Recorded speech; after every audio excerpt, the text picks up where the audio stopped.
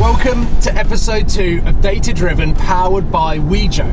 My name is Paul Wallace, better known as Supercars of London. Last time we had a look at the Audi RS4 and the Peugeot 508 GT. Here's what's to come in this week's episode.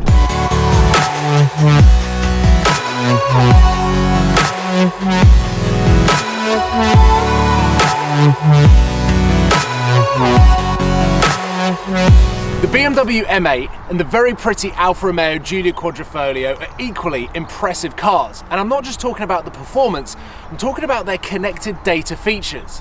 These connected features are powering Wejo's Data for Good offering and shaping our future. They're making traffic lights smarter, they're easing congestion, and they're offering us real-time, available and free parking spaces, as well as shaping the future on autonomous driving. The acceleration data on the connected features is helping drivers improve their driving, and it's also helping motorways and other roads get smarter in assisting drivers and their speed, keeping congestion to a minimum and safety to a maximum.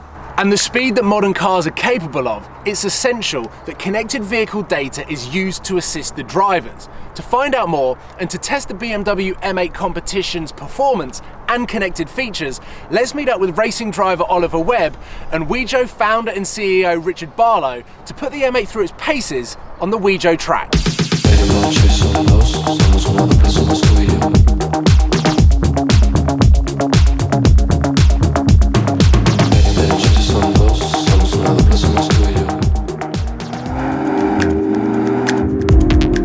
So we are at Anglesey, we're in the BMW M8, and have you ever been in an M8 before, Richard? First time. I used to have an M8, the previous version, a long time ago. I do love the shape of them, and of course we're here to talk about connectivity and Wejo, and this car, being my own, I can definitely vouch for its connectivity because I set off this morning without a key, using the phone to open the door, pre-put in my route on the way here, so everything was all set, aircon and everything ready to set off. And that's the great thing about connected cars these days, is that there's more and more services to make the driving experience better. Yeah, and that also works on track, so should we have a little play on track and see what we can do without connectivity to the rear wheels?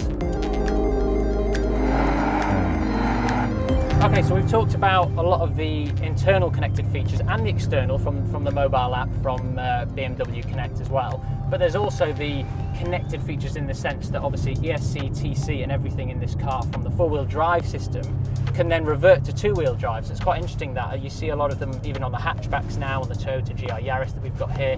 You can shift the power from a four-wheel drive car to rear-wheel drive, which is quite fun, isn't it? Yeah, absolutely. What we've been doing is we've been helping motor manufacturers analyse data of how their customers are driving their cars.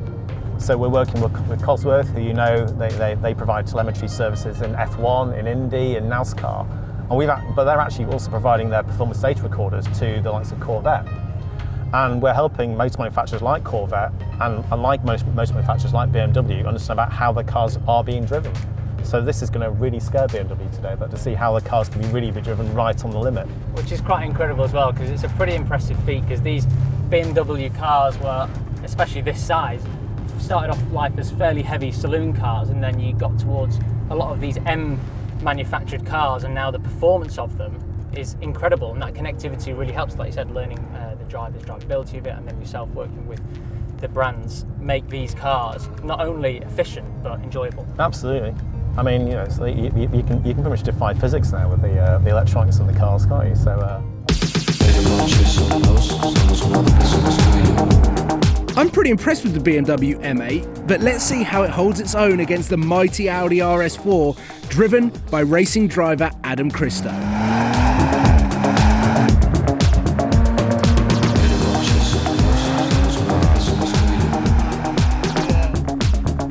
I said you wouldn't be able to last 2 goes before you go sideways.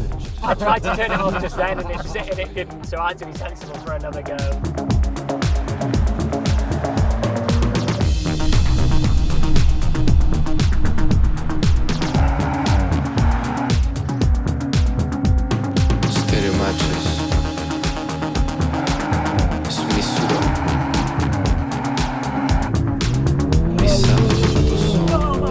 We're going so fast.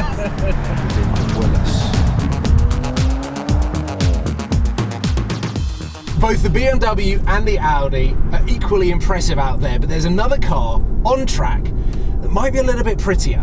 It's the Alfa Romeo Giulia Quadrifoglio. Let's take a closer look with Richard.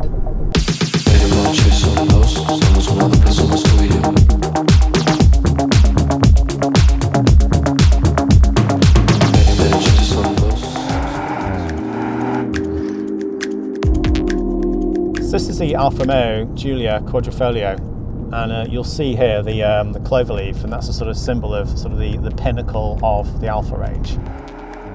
If there's ever a car any car nut wants thrown at some point in their life, it's an Alfa Romeo, and this car is particularly, well, it's amazing. So today I'm driving the Quadrifoglio to have a little bit of fun, but also to show some of the connected functionality of the whole sort of range of Fiat Chryslers, of which Alfa Romeo is part of that sort of portfolio of brands.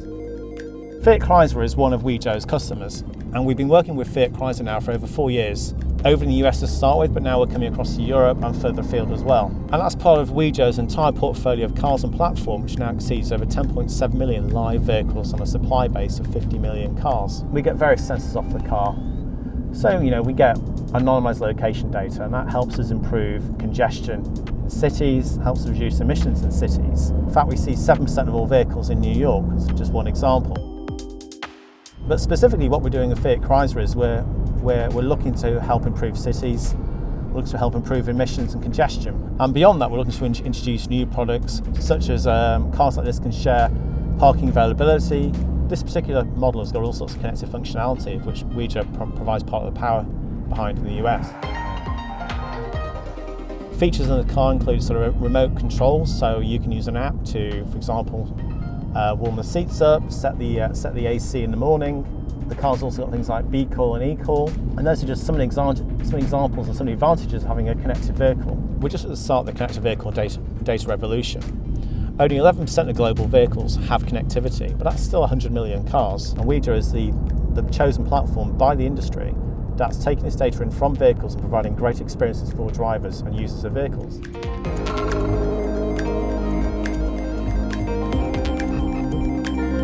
Right, I think it's time that we have some fun and showcase just how good these cars are out on track. At the track day, we had a top car photographer, and as you can see, shot some spectacular shots of the cars going round. To make his life a little bit harder, we put him at the side of the track and then had a little bit of fun to see whether we could beat the speed of his reactions and DSLR shutter. And we call this dare the photo finish.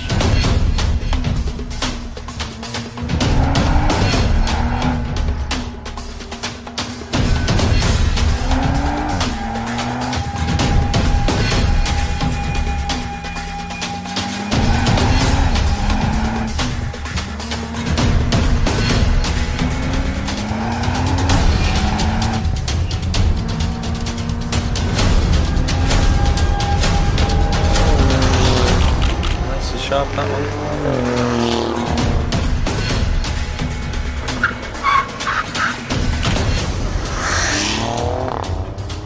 We're definitely going that time, way too slow, messing around.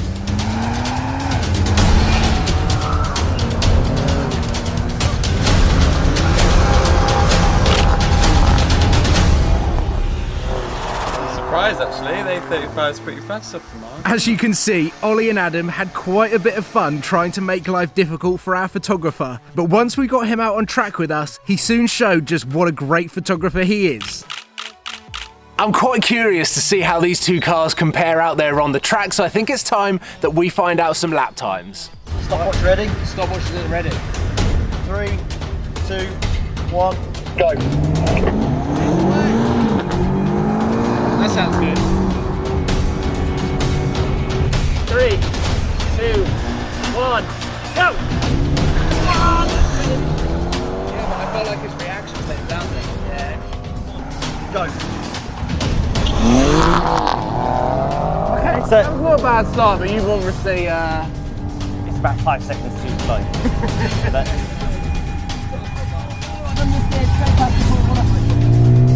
From here as well.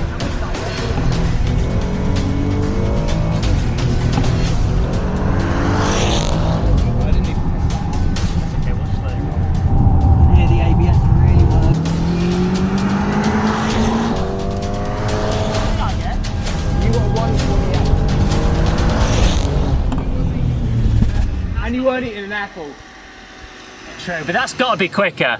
That felt quicker. So that was a 1:42. The exact same as the Alfa. No. This, your lap time was a 1:19.8. The lap time at the Alfa was 1:23.22, sorry. Flat, and the A35 was a 1:24. Yeah, it's about 3 seconds quicker. Yeah, that makes sense. It looked faster on the straights. Yeah, it pulls on the. Yeah. But it looks a bit slower around the corner, but I think that's just the weight of it. Yeah, through the high-speed stuff, it wasn't too bad, but in this corner and the hairpin, you've got to really veer and stop it, and it just doesn't come out the corner. Your brakes are on fire, so that makes sense. Yeah, I'm coming in the pits. Wait till the end to tell me. We hope you've enjoyed episode 2 of Data Driven by Wejo, and I'm sat in this Lamborghini not because it features in the next episode, but next week is a supercar special and you're not going to want to miss it. Here's what's to come, and I'll see you there. We'll be right